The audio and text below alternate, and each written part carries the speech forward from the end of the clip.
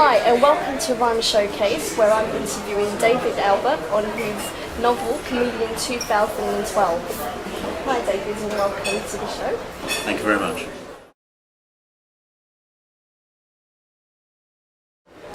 From the age of 12, or at the age of 12, I, apart from editing the school magazine, which I was pretty good at English, I decided to actually start a freebie newspaper. And I became the editor and the market person as well, and I employed literally at 12 years old a lot of people, and the magazine or the newspaper grew to within 2 years to about a circulation of 50,000. So I knew I had a chance for this, and I decided to run that a little bit further, but my career changed and I went into, I became a women's clothes designer many years later, and then from there into stockbroking and banking. And while I was in international banking, I wrote a short story which I submitted to some magazines, which they then published, and it went global, and I was getting a lot of plaudits back from all over the world saying, "You write very, very well, can you do some more?" And I did some more. Still wasn't getting paid, I was just doing it back of my hand, and at that particular point I felt that I did have something that people wanted, and it was suggested by several magazines that I should write a novel, and much to their surprise and even to mine, I'd forgotten, then suddenly remembered I did have a novel that I'd written on a typewriter 20 years beforehand and stuffed in a cupboard with thousands of bits of paper that I did on a typewriter. And I dragged all these out, had a look at them and thought, well, the first thing I need to do is actually get them moving onto a computer, and that took me about 3 months to do that. My brain was going, looking at this, copy of thing, and it told me I had 30,000 words. This chap rang me up. He said, "We never speak to literary agents, we never speak to authors, but what you've written here is world #1. And I thought, yeah. And he said, "True, but you need a literary agent and you need something more than 100,000 words and to be considered seriously."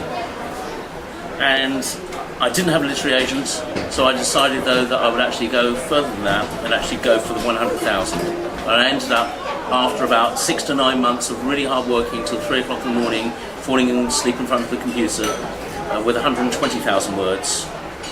And at that particular juncture there, I tried to get literary agents, and I got the normal refusals, very much like J.K. Rowling got hers.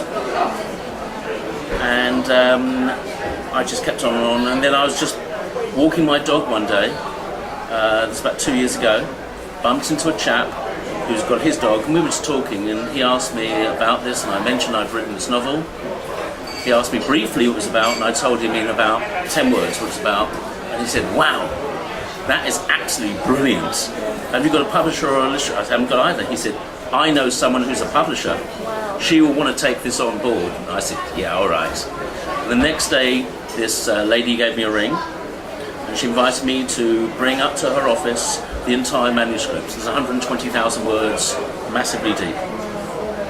And because I knew what literary agents were after, the first 30 pages and the synopsis, I proposed that to her, and she told me in uncertain terms, bring the whole lot up. The second time I said to her, "No, you really want what the others want, the first 30 pages and the synopsis." She said, "No, I've just told you, you bring the whole lot up."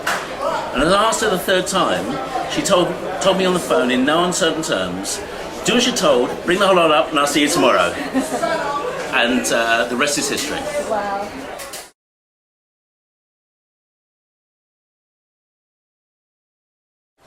My inspiration comes from many sources around the world, past, present, and some of them involve people. For example, when you see swimmers, say in Olympic Games, and they're swimming really, really fast and they're breaking world records, and then you look behind them and see they haven't got any legs. That's inspirational. Also, the man that inspired me many years ago, Martin Luther King, made a speech in front of the Lincoln Memorial. I was only 16 when I saw this actually being made, and I can't remember the entire speech, but one particular thing he came across with was, "I have a dream." And that dream has never left me, and I try and instill that into other people in their lives to inspire them as well. That's where I get my inspiration from. What a great inspiration.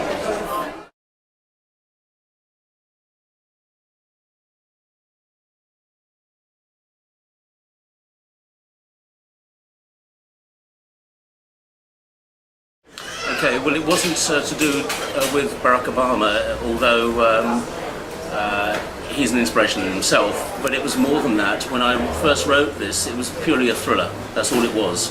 And it wasn't until 7/7, that terrible disaster some years ago, the day after we'd been awarded the Olympics, that I decided to actually mix the Olympics into this, like baking a cake, and I could have mixed it, and then added a spice on top, which is a massive twist in this, which is causing the book to go erupting around the world right now. And it's a mixture of politics, religion and race, the three hot things mixed together, which most people don't like talking about, but I have mentioned in here. And that drove me to actually really drive this in a very, very, very big way. Very, very big way.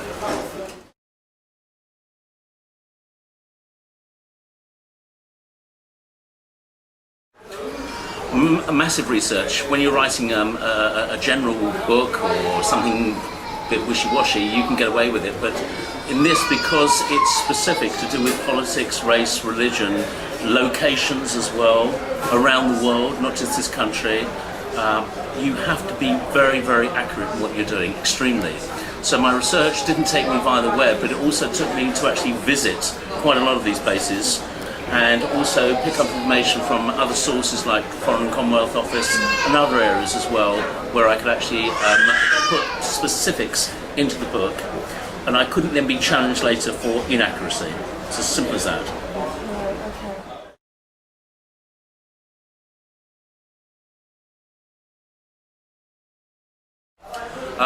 That's for the reader to make that judgment rather than me.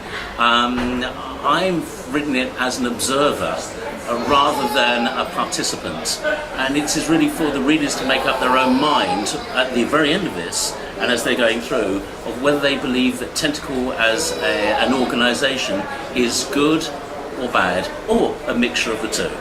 Right, okay. So yeah, so basically make sure you read the book and make up your own mind on this. Absolutely.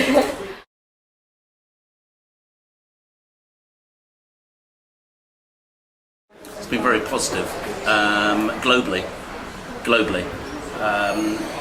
I, obviously, as the author, I'm not aware of everything that's happening outside of it, and but I do know that from the areas that I've actually mixed into, doing presentations at schools and businesses on how to write a bestseller, the reaction has been absolutely fantastic, and also on multiple websites around the world. There have been multiple 5-star ratings for this all the time, from all over, from Canada, United States, Australia, every country in the world. It's quite phenomenal, and it's taken me really by a wonderful surprise. Wonderful surprise, that's all I can say. Excellent, brilliant.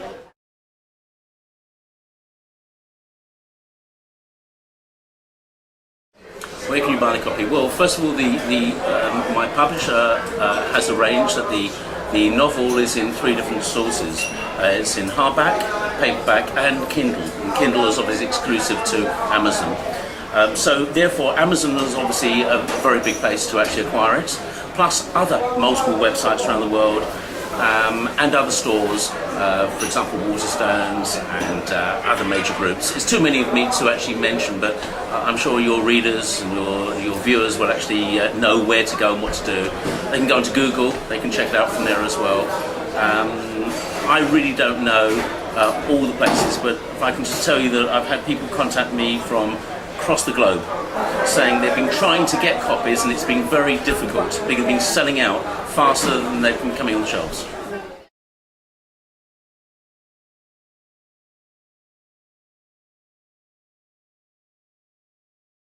Advice. Advice is easy to give. What I would say is that whatever you want to try and achieve in life, you've got to have a plan. If you're driving from here to Manchester to Leeds or wherever, you've got to have a roadmap. Without that, you're going to get lost. So the roadmap is very important. So you've got to actually know roughly where you're going, and you've got to plan it out in the sequence. And it's very important that a person has a structured approach to this and anything else in life, And one of the things I would suggest them is if a person is really set on becoming a writer, whether it's a good one or an amateur one, whatever, they do have a plan. And one of the things I would suggest is for them to get a copy, and I'm not commissioned for this, to get a copy of the Writers and Artists Yearbook. They can even get it for free down the local libraries. Okay? And that will give them a lot of information of where to go and what to do. Okay?